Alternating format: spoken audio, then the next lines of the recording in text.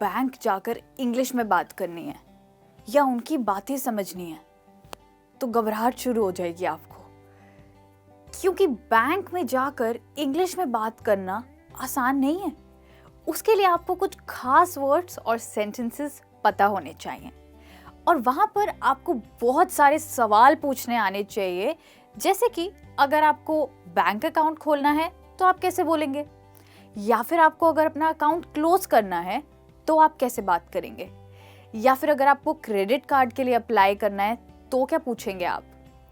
और इसके सिवा बैंक में बहुत सारे सवाल जवाब होते हैं जो आपको करने होते हैं।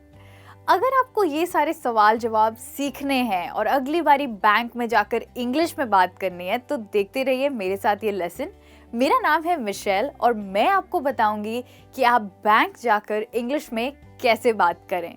आप देख रहे हैं लर्नएक्स, जहां पर आप इंग्लिश सीखते हैं, वो भी थ्रू हिंदी। तो आप मुझे ये बताइए कि बैंक जाकर पहला स्टेप क्या होता है। What is the first step of banking? Banking का पहला स्टेप होता है बैंक में अपना अकाउंट खोलना। और इस चीज़ को लेके बहुत से लोग कंफ्यूज हो जाते हैं, क्योंकि उन्हें समझ नहीं आता कि वो बैंक में जाकर कैसे बताएं कि उन्हें एक अकाउंट खोलना है। चिंता मत कीजिए, मैं आपको बताती हूँ कि इंग्लिश में आप कैसे बोलेंगे कि आपको बैंक में एक अकाउंट खोलना है। आइए कुछ एग्जाम्पल्स देखते हैं मेरे साथ। SBI में आपका स्वागत है। क्या आपका हमारे साथ कोई अकाउंट है? Welcome to SBI। Do you have an account with us? नहीं है, मैं एक सेविंग्स अकाउंट खोलना चाहती हूँ। No, I do not have. I would like to open a savings account. जरूर, इस अकाउंट के लिए आपको कम से कम 1,000 रुपए जमा करने होंगे। Great, there is a minimum balance of 1,000 rupees. ओहो, इतने पैसे तो आपके पास है ही नहीं, क्योंकि आप तो कॉलेज में पढ़ते हैं, तो आप 1,000 रुपए कहाँ से लाएंगे। देखते हैं बैंक के पास इसका क्या सोल्यूशन है। बैंक कहते हैं आप चेकिंग अकाउंट भी खोल सकते हैं जिसमें कोई न्यूनतम या फिर मिनिमम बैलेंस ही नहीं है। You can also open a checkings account with no minimum balance. न्यूनतम का मतलब होता है मिनिमम, यानी कम से कम बैलेंस। तो अगर आपको कोई ऐसा अकाउंट खोलना है जिसमें कम से कम पैसे जमा करने हो या बिल्कुल पैसे जमा ना करना हो, तो आप चेकिंग्स अकाउंट खोलते हैं। आप ये भी पूछ सकते हैं, क्या आप मुझे डिफरेंट टाइप के अकाउंट्स के बारे में बता सकते हैं? May I have information about the different types of accounts? और अगर आप बताना चाहते हैं कि आप क्यों नहीं जमा कर पा रहे हैं, कि आप स्टूडेंट हैं, तो आप कह सकते हैं मैं एक स्टूडेंट हूँ और मिनिमम बैलेंस अभी पे नहीं कर सकती। I am a student and can not पे मिनिमम बैलेंस नाउ।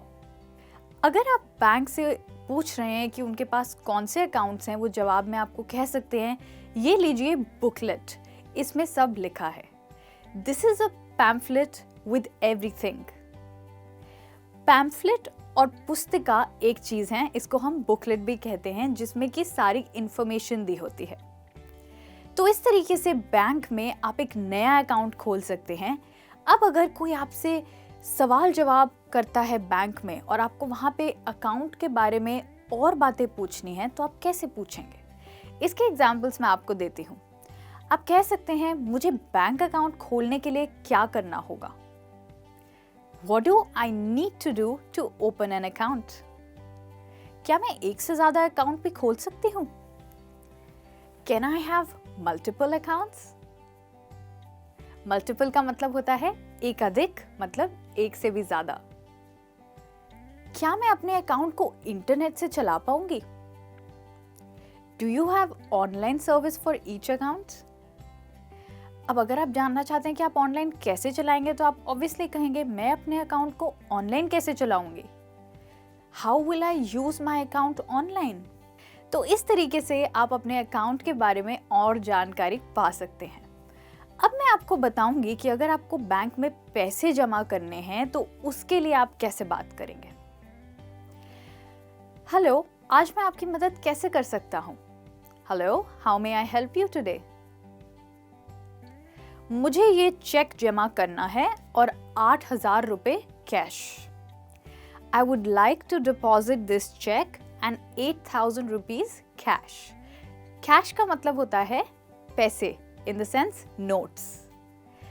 जब आप बैंक को चेक देंगे वो कहेंगे ठीक है मैम, चेक के पीछे साइन कर दीजिए.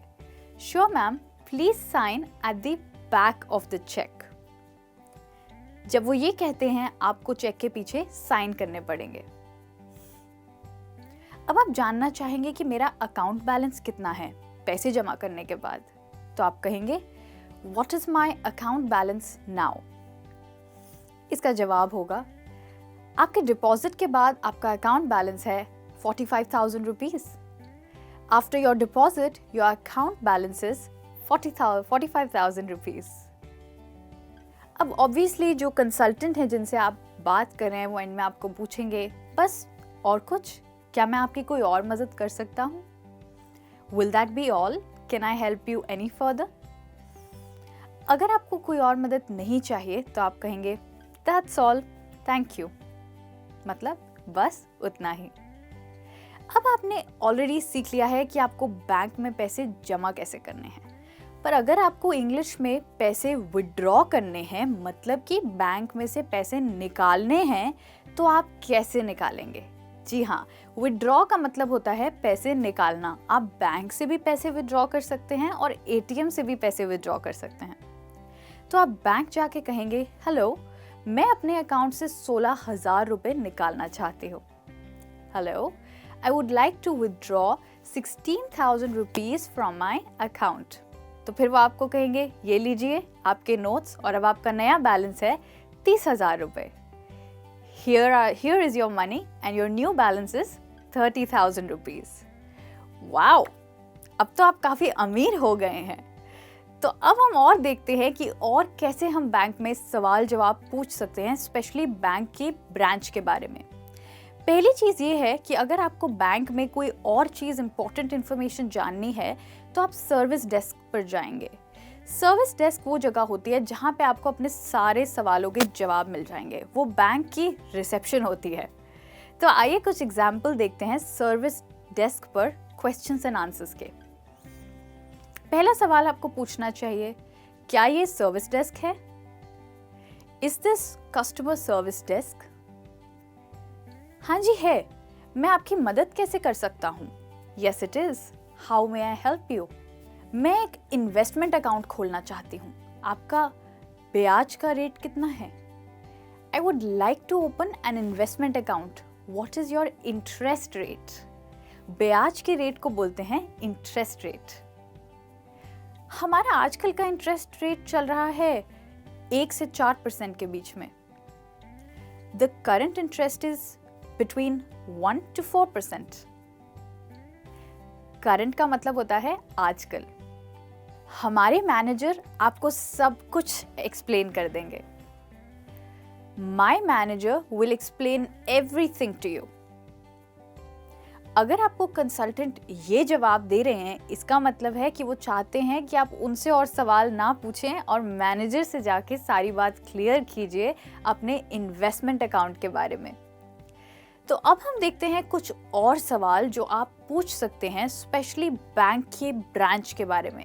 मतलब कि जहां आप जा रहे हैं, जिस ब्रांच में आप जा रहे हैं, वो कब तक खुलती है, उसकी कितनी ब्रांचेस हैं, ये सब जानने के लिए आप कुछ ऐसे बात कर सकते हैं. ये ब्रांच कब से कब तक चलती है?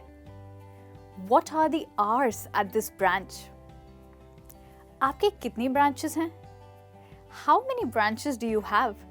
अगर आपको कोई लोन लेना है तो आप कह सकते हैं मैं एक लोन लेना चाहती हूँ. I would like to take out a loan. क्या आप मेरी किसी से लोन के बारे में बात करा सकते हैं? May I speak to someone about taking out a loan? और यहाँ पे आपको मिल जाएगा आपका सोल्यूशन जब आपको पता चल जाएगा कि उस इम्पोर्टेंट डिसीजन के लिए या अब्रॉड जाने के लिए या किसी बिजनेस में लगाने के लिए आप लोन कैसे लें. तो here we are friends, lesson के एंड में, जहाँ पे आपने आज सीखा है कि बैंक जाकर आपको इंग्लिश में बात कैसे करनी है. और अभी भी अगर आपको लगता है कि आपके कोई डाउट्स हैं या आपके कुछ सवालों के जवाब नहीं मिले हैं, तो बेझिझक अपनी चिंताओं को कमेंट्स में डालिए और मैं ज़रूर आपको जवाब दूंगी कि कैसे आप बैंक जाकर सवाल पूछें और जवाब पाएं। तो थैंक यू सो मच मेरे साथ एंड तक जुड़े रहने के लिए। वापस आइएगा और लेसन्स देखने के लिए। खुश रहिए और अपना ख्याल रखिए। Bye bye.